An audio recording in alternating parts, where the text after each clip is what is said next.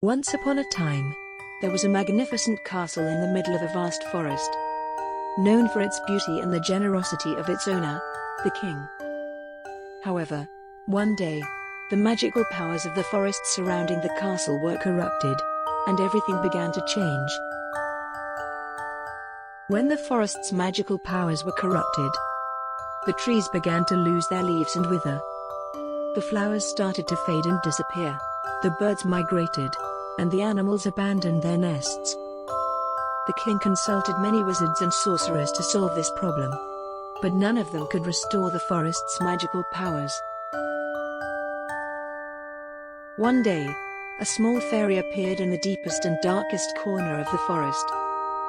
The fairy came to the king and offered to help him. The king believed the fairy and made a deal with her. She would restore the forest's magical powers. But in return, the king himself and his most precious possession, the princess, would be affected by the magic. The king decided to take the risk to restore the forest's magical powers and allowed the fairy to proceed.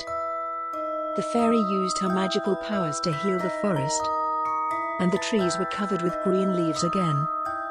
The flowers bloomed once more, the birds returned, and the animals went back to their nests.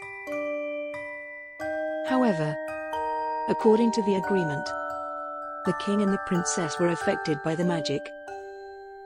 The king fell into a magical sleep, and the princess was transformed into a bird. With the princess's transformation into a bird, the forest's magical powers began to protect her. Years later, a prince came to the forest and encountered the magical bird. The prince realized that the bird was actually a princess and embraced her with love and care.